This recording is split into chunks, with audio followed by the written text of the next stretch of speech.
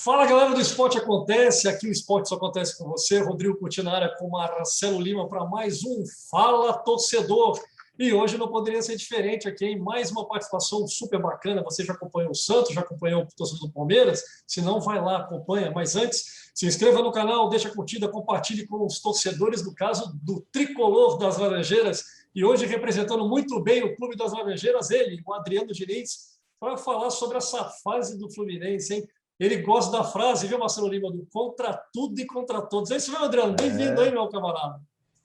Boa tarde, Rodrigo. Boa tarde, Marcelo. Obrigado aí pelo convite, né? Primeiramente, espero que eu esteja à altura aí de grandes comentaristas esportivos que eu acompanho vocês aí.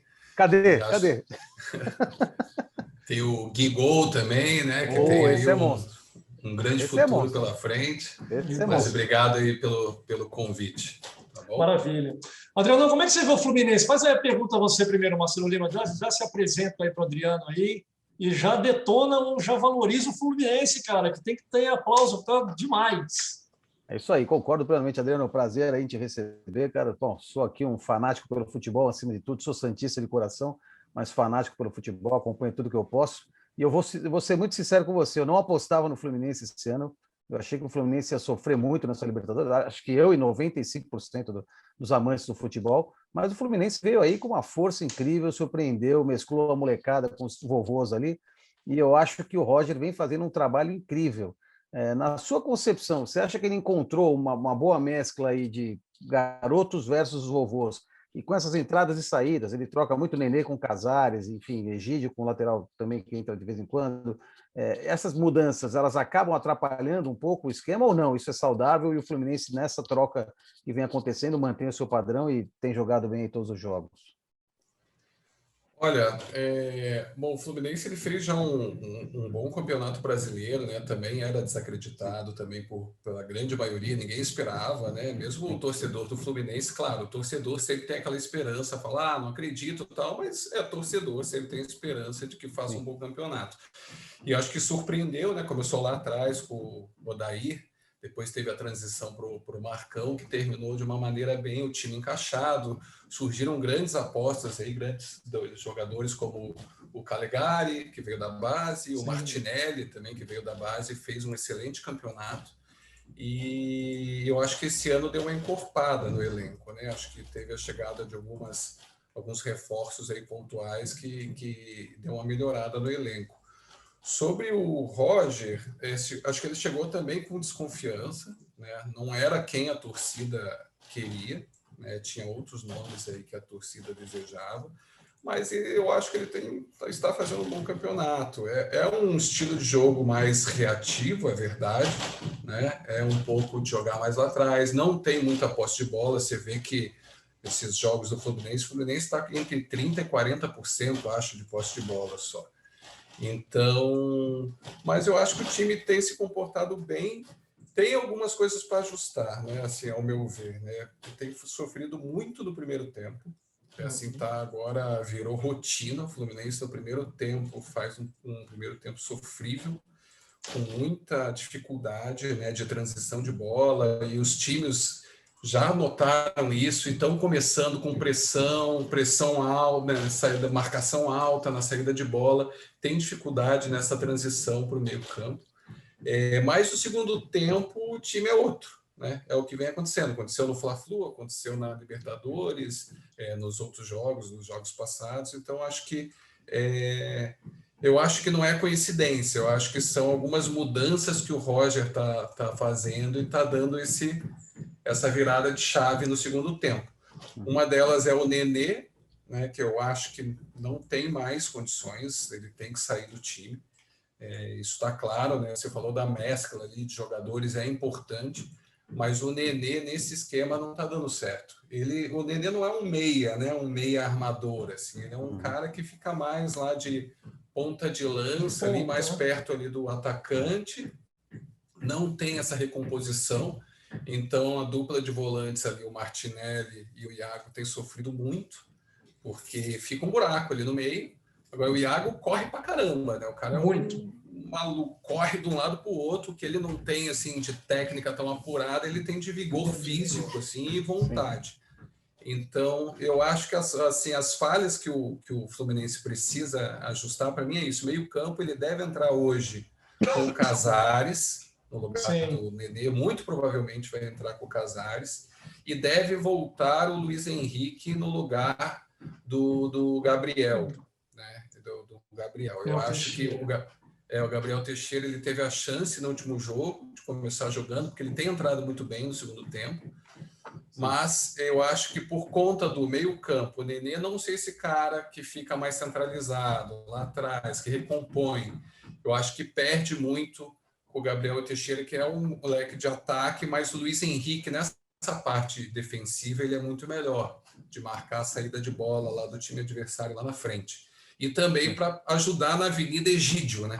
Que o Egídio mas outro problema. Mas é altamente eficaz no quesito produtividade para o clube, para o Fluminense. Ao mesmo tempo que o Egídio erra demais, ele também, quando acerta, ele não é lembrado. É curioso isso. A gente conversou com o torcedor do Palmeiras anteriormente, a gente falava sobre isso no caso o Egídio do Fluminense, até brinquei. O Egídio do Fluminense é o Marcos Rocha no Palmeiras. Eles são lembrados dos erros e tal. Agora, como é que você avalia o Fluminense? Porque, assim, o jogo contra o Fluminense pegou, de fato, um grupo extremamente complicado. Né, jogos na altitude, aí no caso do Júnior Barranquilla não foi na altitude, por problemas que tem na Colômbia, foi jogar em Guayaquil e tal, e por aí vai. Como é que você vê, Adriano? Porque assim, os últimos 2 jogos, como você falou, que é um time que sofre muito no primeiro tempo para depois tentar resolver no segundo ou correr atrás de prejuízo, que é pior ainda. O Fluminense, de fato, não é um time que tem a qualidade técnica para poder ficar com a bola no pé, mas é um time extremamente eficiente para quando ela tem, de ser mortal. O Fluminense tem isso, porque o Fred é um cara de referência. Se não fosse assim, não estaria sendo artilheiro, porque também ninguém acreditava que o Fred, assim como o Nenê, poderia mais uma temporada. Eu estou falando besteira. Ninguém acreditava também no Fred. Ninguém acreditava. Ninguém acreditava. E, por outro lado, o Roger está entendendo as peças que ele tem, as peças que o Fluminense contratou, e a gente até conversava sobre isso.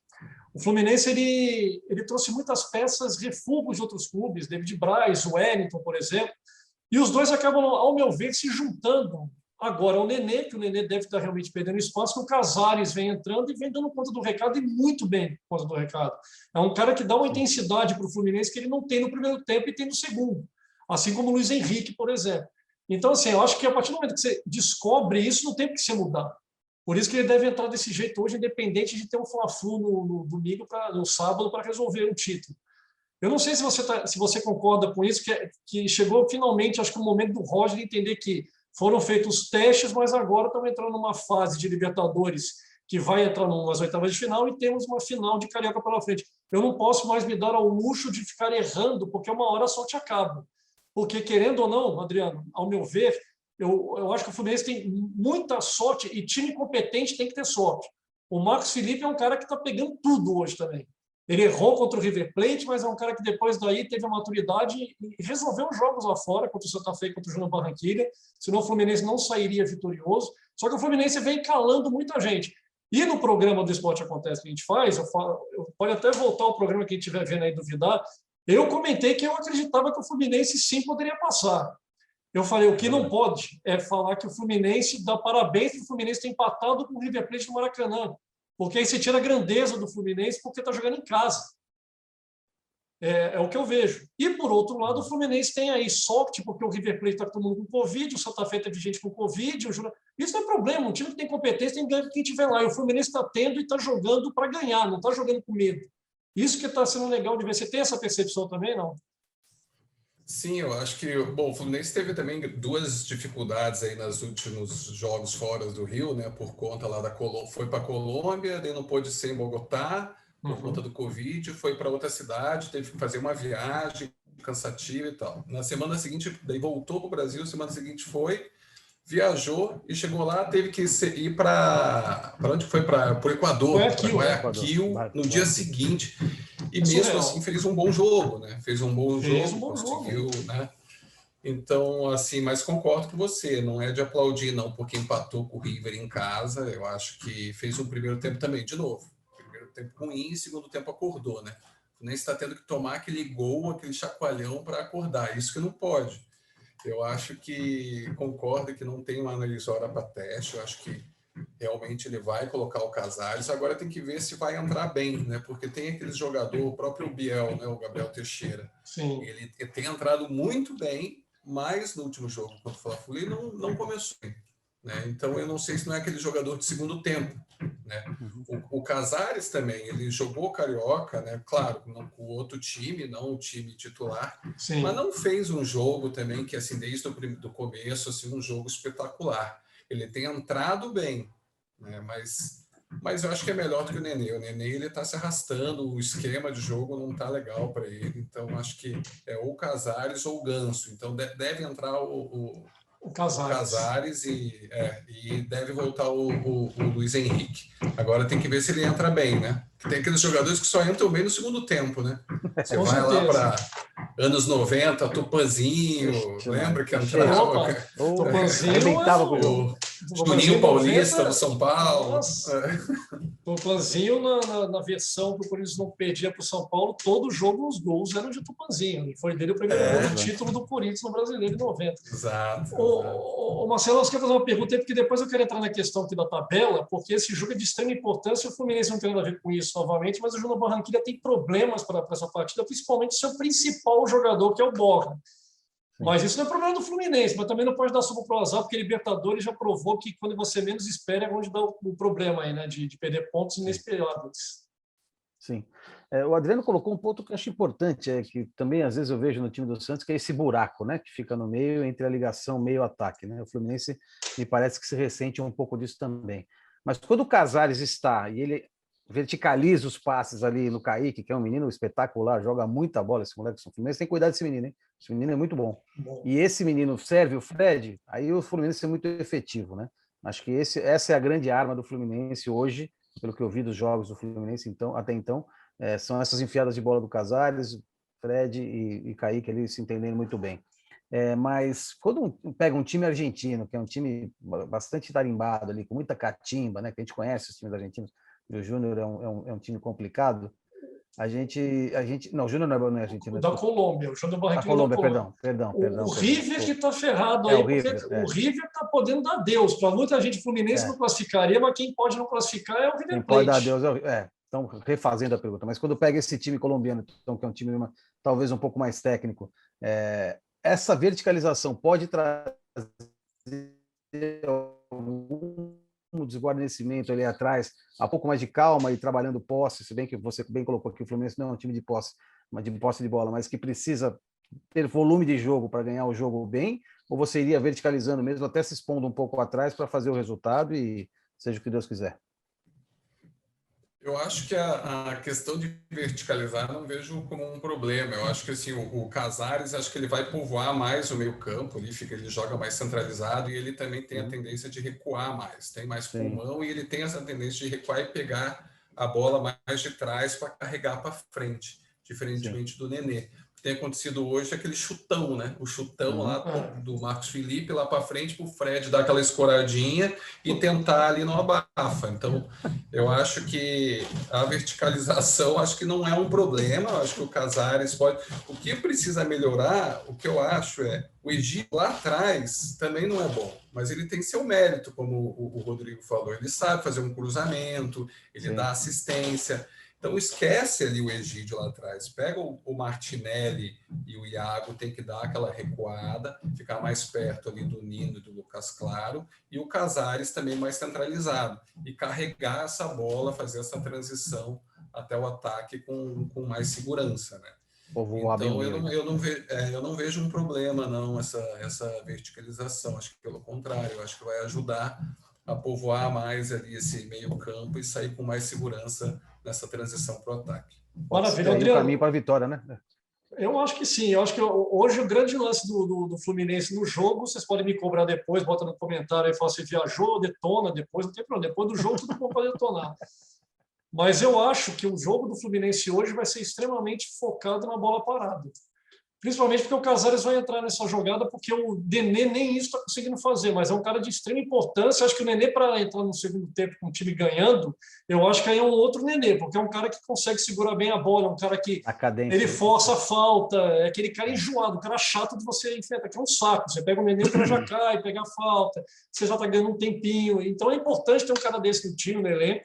Não é à toa, eu acho que o Nenê, o que tem que saber é até que ponto ele vai entender que em certos jogos ele não vai ser o titular, ele vai ser banco e assim tem que ser, porque isso pode desagregar também lá na frente. A vaidade do Nenê, que eu acho que é um grande problema hoje no Fluminense. Agora, por outro lado, o River Plate com o Covid vai pegar um Santa Fé da vida aí. Se o Santa Fé ganhar o jogo, o Fluminense, porventura, perder, esse grupo volta de novo para aquela coisa, para a última rodada, para ver quem classifica. Aí ia ser tenebroso, e o Fluminense de todos é o que tem, junto com o River, vamos dizer assim, são os dois times que jogam as duas dentro de casa agora.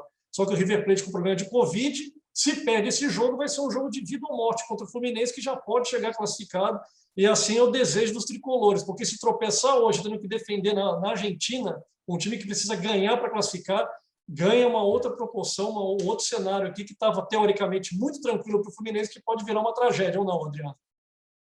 Sim, concordo. Eu acho que não dá para depender de jogar com o River, né, para se classificar na última rodada, né? Por mais que precise de um empate, se perde hoje, um empate lá na Argentina, mesmo que seja time com desfalque e tal, é muito perigoso, né? Então, mas eu acho que vai ser um jogo difícil hoje, porque o Júnior Barranquilla vai vir com tudo para cima, né? Vai com tudo ou nada. Se eles perdem hoje, praticamente dão adeus, né? Assim, a chance de classificar. Então, eles vão vir com tudo, vão vir nessa pressão, marcação alta, vão vir com tudo. E o Fluminense tem que saber administrar isso para ganhar pelo menos um pontinho. Mas eu acredito na vitória, assim, hoje. Eu acho que vai para a Argentina classificado e acredito aí nos 3-1. Deve tomar um golzinho dessa pressão do Júnior, deve tomar. E ainda arrisco de ser que toma primeiro. Tem sido assim, né? Toma um gol assim, né? E depois acorda, e daí deve fazer uns 3, porque o time deve se expor, né?